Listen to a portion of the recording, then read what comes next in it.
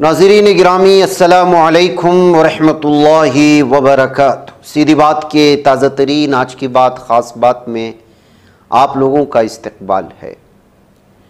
नाज़रीन गिरामी, मैं अंसार अज़ीज़ नदवी इस वक्त दिन भर से आई हुई कुछ अहम तरीन ख़बरों की तफसीलात लेकर आप लोगों के खिदमत में हाजिर हूँ। तफसीलात में जाने से पहले आप लोगों से जो दरख्वास्त होती है उस पर तवज्जो करने की अपील करूँगा। आइए पहली ख़बर की जानिब बढ़ते हैं। कांग्रेस रुकने पार्लियामेंट और लोकसभा में हिज़्ब इख्तिलाफ के कायद राहुल गांधी इस वक्त अपने पार्लिमानी हल्का रायबरेली के 2 रोज़ा दौरे पर हैं। इस दौरे के आखिरी दिन उन्होंने बचत भवन में मुनक़िद एक मीटिंग में शिरकत की। इस मीटिंग के दौरान कुछ अहम तरक्याती मनसूबों पर तबादिले ख्याल किया और मीटिंग के बाद जब राहुल गांधी मीटिंग हॉल से बाहर निकले तो सहाफ़ियों ने उन्हें घेर लिया और मौजूदा सियासी हालात पर उनसे कुछ सवालात पूछे। जवाब में राहुल गांधी ने कहा, पूरे मुल्क में वोट चोर गद्दी छोड़ नारा चल रहा है।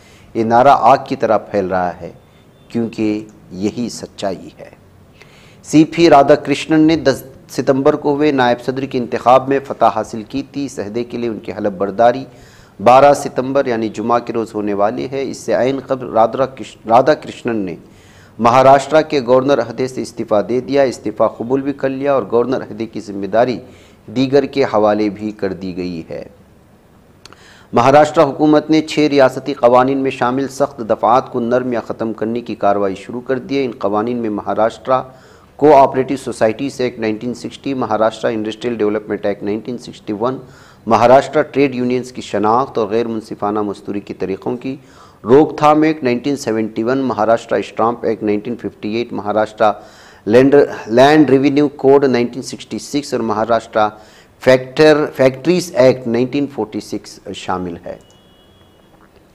सुप्रीम कोर्ट ने जुमेरात को इस मफाद आमा की अर्जी पर फौरी समाअत से इनकार कर दिया जिसमें 14 सितंबर को होने वाली एशिया कप T20 टूर्नामेंट के हिंद पाक मैच को मनसूख करने का मुतालबा किया गया। मामला जब जस्टिस JK माहेश्वरी और जस्टिस विजय बिश्नोई की बेंच के सामने पहुंचा तो अदालत ने इसे संजीदगी से लेने से इनकार कर दिया। जस्टिस माहेश्वरी ने साफ तौर पर कहा, इतनी भी क्या जल्दबाजी, ये तो एक मैच है, होने दीजिए।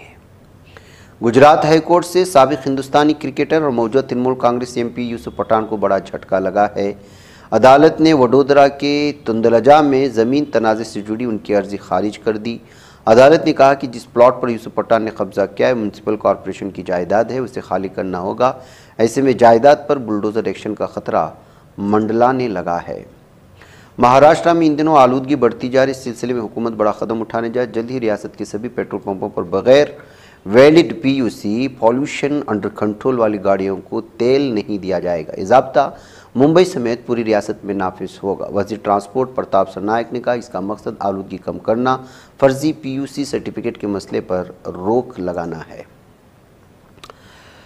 आज लुधियाना की तारीखी जामे मस्जिद में साबिक शाही इमाम मौलाना हबीबुर रहमान सानी लुधियानवी की 34 बरसी यौम वफ़ात के मौके पर हरार फाउंडेशन लुधियाना की जानिब से पंजाब के मुख्तलिफ सैलाब से मुतासरा ख़ानदानों में 50 लाख रुपए के चेक तकसीम किए गए हैं।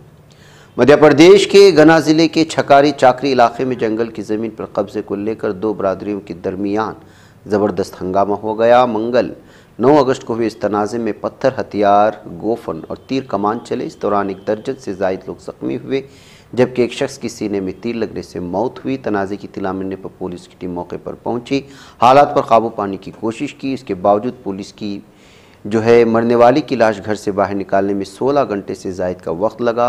10 सितंबर को लाश पोस्टमार्टम के लिए बम्बूरी अस्पताल भेजी गई। तनाज़े के बाद गाँव में कशीद के पेश नज़र बड़ी तादाद में पुलिस फोर्स तैनात की गई है। हिंदुस्तानी क्रिकेटर पृथ्वी शा एक बार फिर मुश्किलों में। मुंबई की एक अदालत ने मुबैना छेड़छाड़ और मारपीट मामले में सोशल मीडिया इन्फ्लुएंसर सपना गिल की अर्जी का जवाब देने में नाकाम रहने को उन पर 100 रुपये का जुर्माना आयद किया। गिल ने अप्रैल 2024 में डंडोशी सेशन अदालत में एक फौजदारी जायज़ा अर्जी दायर की थी जिसमें एक मजिस्ट्रेट के हुक्म को चैलेंज किया गया था। नेपाल में KP ओली के वज़ीर-ए-आज़म की कुर्सी हटाने के बाद अब नई हुकूमत की तश्कील की तैयारी हो रही है। वज़ीर-ए-आज़म के दौड़ में बिजली बोर्ड के साबिक सरबराह कुलमान खसंग और नेपाली सुप्रीम कोर्ट की साबिक जज जस्टिस सुशीला कार के नाम भी शामिल है। दूसरी जानिब काठमांडू के मेयर बालेन शाह के हामियों की भी एक बड़ी तादाद। ऐसे में मुख्तलिफ लोगों के हामियों ने आपस में ही लड़ लिया। भद्रकाली वाक़ई नेपाली फ़ौज के हेडक्वार्टर के बाहर JNG हामियों के दरमियान ही अबूरी हुकूमत के इंतखाब पर लड़ाई शुरू हो चुकी है। नायब सदर के हालिया इंतखाबात के बाद अगरचे बज़ाहिर सब कुछ ख़त्म होता नजर आया, लेकिन इसके असरात अभी देर तक बाकी रहेंगे। इंतखाब बाज़ार इंडिया ब्लॉक जमातों की सियासी मुस्तकबिल का फैसला करने वाला वाक़या नहीं था, लेकिन जिस तरह क्रॉस वोटिंग सामने आई उसने न सिर्फ कई हलकों को चौंका दिया बल्कि सवाल भी पैदा हो गया कि आखिरकार ये मुश्तरका कोशिश सूदमंद थी या नहीं। उत्तर प्रदेश के कानपुर से एक चौंका देने वाला वाक़या सामने आया, जहाँ 13 और 8 साल के 2 नाबालिग लड़कों ने 6 साल बच्ची के साथ जिनसी ज़्यादती की। इत्तलात के मुताबिक वाक़या जाजमाव थाना इलाके के छिविले पोरवा का है। लड़की को अकेला पाकर दोनों लड़के उसे बहला फुसलाकर वीरान मुकाम पर ले गए, जहाँ वो दोनों ने बच्ची के साथ ज़्यादती की। लड़की ने दर्द से चीखने की कोशिश की तो मुलजिम ने उसका मुंह दबा लिया ताकि उसकी आवाज़ बाहर न किसी को इसकी हरकत का पता ना चल सके। पुलिस की हिरासत में मुलजिम आ चुके हैं। तहकीकात इस वक्त जारी है। आसाम की हिमांता बिस्वा शर्मा हुकूमत ने मुश्तबा गैर मुल्कियों को अपनी शहरियत साबित करने के लिए 10 दिन का अल्टीमेटम देने का फैसला किया। मंगल के रोज़ आसाम काबीना ने तारिकीन वतन आसाम से इखराज एक्ट 1950 के तहत गैर मुल्कियों को निकालने के लिए एक मेयारी ऑपरेटिंग तरीक़ाकार को मंजूरी दी। इसके तहत ज़िला कमिश्नर हक़ हासिल होगा कि मुश्तबा गैर मुल्कियों को अपनी शहरियत साबित करने के लिए 10 दिन का नोटिस दें और आखिरी तारीख के बाद शहरियत का फैसला कर दें। इधर जमात इस्लामी हिंद के अमीर सैयद सआदतुल्लाह हुसैनी ने कतर पर इसराइल के फ़िज़ाई हमले की सख्त अल्फाज में मज़म्मत की। मीडिया के लिए जारी अपने बयान में अमीर जमात ने कहा कि जमात इस्लामी हिंद कतर के दारुल दोहा में एक रिहायशी इमारत पर इसराइल के बुज़दिलाना और मुजरिमाना हमले पर अपनी शदीद तरीन बरहमी का इजहार कर एक खुली हुई रियासती दहशतगर्दी है। इसराइल का हमला कतर की खुद मुख्तारी, बैनुल-अक़वामी क़वानीन और इंसानी अक़दार के तमाम उसूलों की संगीन खिलाफ वर्जी है। टेस्ला की CEO एलन मस्क ने मसनूई ज़हानत को लेकर एक चौंका देने वाली पेशेनगोई। उनका मानना है कि अगले साल यानी 2026 तक AI किसी आम इंसान से ज़्यादा ज़हीन हो जाएगा।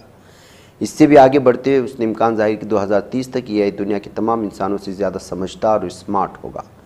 गौरतलब है कि मुझसे पहले भी कई माहिरीन कह चुके हैं कि यह इंसानों को पीछे छोड़े। कई लोगों ने तो ये भी खदशा जाहिर किया है कि AI जल्द ही इंसानों को कंट्रोल करने लगेगा। गुज़श्ता 2 सालों से गाज़ा में हमास इसराइल के दरमियान जारी जंग की लपेटे पहले कई ममालिक तक पहुँचे। लबनान और ईरान जैसे ममालिक इसराइल के खिलाफ बहरास जंग में कूद चुके हैं, लेकिन मंगल 9 सितंबर को इसराइल ने दुनिया को उस वक्त हैरान कर दिया जब इसराइली फ़ौज ने कतर की राजधानी दोहा पर हमला करते हुए हमास रहनुमाओं को हदफ बनाने का ये वही कतर है जहाँ पर हमास के साथ सालिसी की मीटिंग होती है। ऐसे में अमन मुज़ाकरात का प्लेटफार्म बनने, मुल्क के अंदर ही दाखिल होकर हमले करने से पूरी मशरिक़ वस्ता की सूरत हाल बिगड़ने का खदशा शुरू हो चुका है। इतवार पीर को कतर ने इस्लामी और ममालिक की मीटिंग बुला ली है। इस मीटिंग में इसराइल के हमले में पैदा हालातों पर तबादिले ख्याल किए जाने की खबर सामने आ रही है। काबी इसराइल के बाबा के हमले निशाने पर रखने ने इस्लामी तहरीक मुज़ाहिद हमास के रहनुमा मुज़ाकरे वफ़द के सरबराह डॉक्टर खलील अलैहा के ख़ानदान को सहनी दरिंदी का मुसलसल शिकार बनाया।